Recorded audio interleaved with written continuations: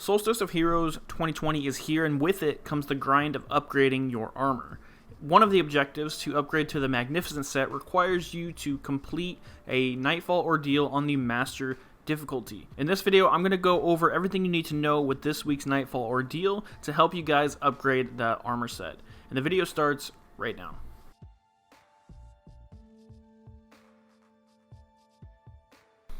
Hey, what is up guys? Speer Gaming here, helping you get good in Destiny. Now the reason you might be wanting to run the Master Nightfall, when it comes to your Solstice armor, once you're upgrading to the Magnificent set for your helmet, you will need to complete a 1080 Nightfall for upgrading to your final form on your Solstice armor. So if you're grinding out Solstice and you get to that point, hopefully this guide is going to help you guys out. I'm going to go over weapon loadouts and mods, a couple pointers before we jump into it. When it comes to this week's Nightfall ordeal, it's actually the Strange Terrain. There's no void shield, so you don't have to worry about that. Make sure everyone has either solar or arc weapons. There's no overloads as well for the champions, so you only have to worry about anti-barrier and unstoppable. Generally, we have one person run unstoppable for the ogres, and the anti-barriers we have an Ariana's, and then I was using an SMG. As far as the weapon choice, we did have one Izanagi's Burden, one Ariana's Vow, and one Anarchy. You can use other loadouts as well, just generally anything you would use in PvE endgames for raids, but make sure there's no void and no overload you have to worry about. Now, next up, I wanted to point out the mods that we were running. You don't have to use these mods, but these are what we used and they worked really well. So starting with Charged with Light builds, obviously you want to be running Taking Charge. That's probably the easiest one. You pick up an Orb of Light, you'll become Charged with Light. The other activation mod that we were using was Counter Charge, and what this does, you become Charged with Light whenever you or a member of your fire team stuns a champion, whether it be anti-barrier, overload, or unstoppable. It becomes Charged with Light, and this mod can be found on your artifact. Of course, once you become Charged with Light, there's a bunch of things you can do. High Energy Fire is always a good one. That's going to just give you increased damage until you get a kill. Two other mods you want to keep an eye out for if you have would be Protective Light or Reactive Pulse. So Protective Light is a Dawn armor mod for the Void armor, and what it does is when you're Charged with Light, you gain significant damage resistance against combatants when your shields are destroyed. So when you get low, it's actually going to consume your Charge with Light, and it's going to give you increased damage resistance. The other one, which I was using, is actually going to be Reactive Pulse. While you're Charged with Light, when you take damage when surrounded by enemies, it emits a burst of arc damage around you, kind of like a barrier. It kind of just melts the enemies around you when you get overrun with like Thrall, for example. Also, when you pair it with an arc mod as well, you'll get a secondary perk. You get powerful overshield whenever you do your finisher. So if you pair that with special finisher, for example, it's going to be working really well for you. Oppressive Darkness is also going to be a really good mod to have for Void subclasses. Can be found on your artifact, on your class items, as well as making sure you have any spare energy used for boss resist, minor resist, and major resist, as well as arc resistant, void, or solar. You can also on your helmet make sure you have special ammo finder or heavy ammo finder for any other spare energy you have. Now, of course, if we take a look at the modifiers, we have Unstoppable, we have Anti-Barrier, Match Game. It's a 1080 light Nightfall, so make sure you're high enough level for it. We also have Togetherness, which is an annoying one. Base health regen is reduced. If you're near another player, then your health regen is increased, so you want to make sure you're sticking with your fire team. That way you can make sure you're healing throughout the strike. So heading into the first area, you'll come across your first set of champions. There's going to be two anti-barrier knights as well as one unstoppable ogre. They're going to be behind the rock, kind of to the left. You'll also see that the regular knights do have arc shields, so make sure you have your arc weapons to take those out. Clear out all the adds, stick together, and you should have no problem. This is also where Oppressive Darkness comes in really handy, as you can pop the shields or stun the unstoppable, chuck a grenade at them, and then do massive damage. Once you clear all the adds in this area, you can move ahead to the next section.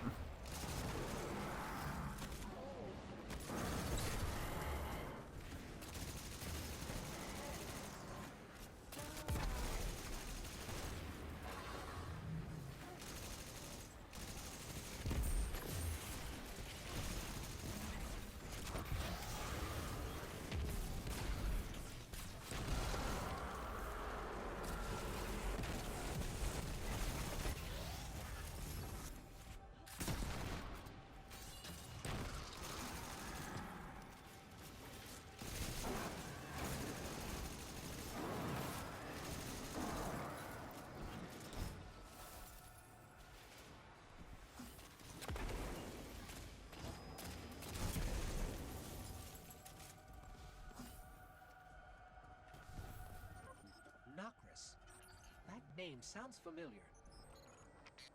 He's one of Oryx's sons. Step into my office.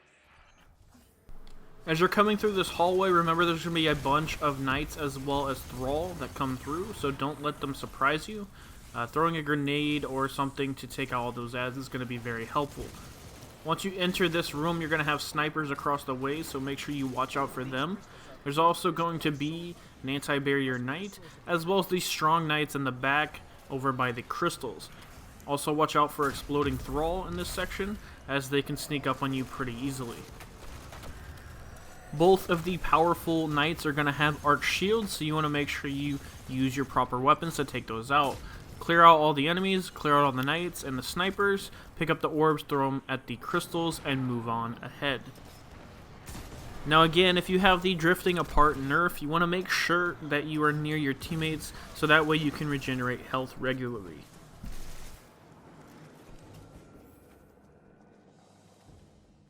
They want to turn all of Mars into a spawning ground.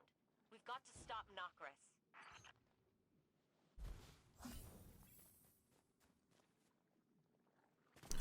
Now once you enter the next tunnel area, there's going to be another swarm of enemies, including Thrall, Explosive Thrall, and Knights with the shields. Once you kill all of them, you can move ahead.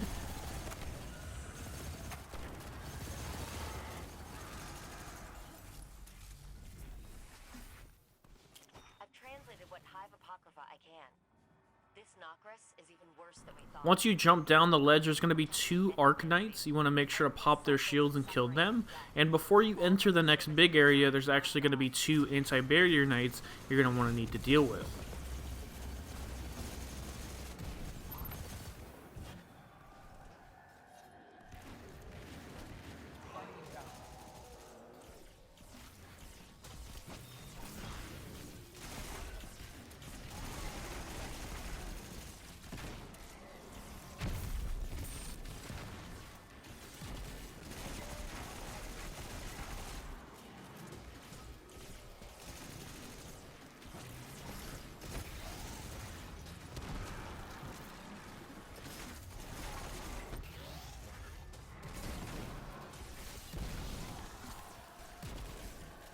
Now, as you enter this room, there's going to be the 4 knights kind of praying on the ground. They all have arc shields, so make sure you have arc weapons to deal with those shields.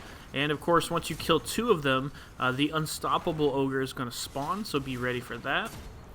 Once you kill the unstoppable and the rest of the knights, the rest of the ads will continue and start spawning into the area. This is going to be a good place where you can pop tethers or any ag clear supers that you might have, hammers, so on and so forth. This is going to be a great area for that. Now there is going to be 2 more anti-barriers that will spawn, so you want to make sure to take out their shields accordingly.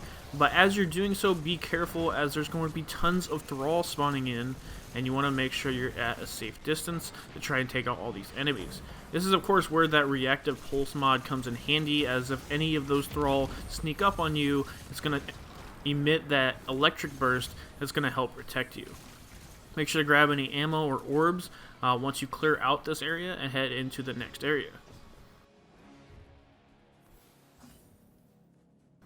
Now once you enter this next little small area, there's going to be 1 more anti-barrier knight in this room, as well as some smaller ads. Not too difficult, just make sure to take out the anti-barrier. This is also a good chance to make sure you do any finishers on them to make sure you have special ammo for the next fight.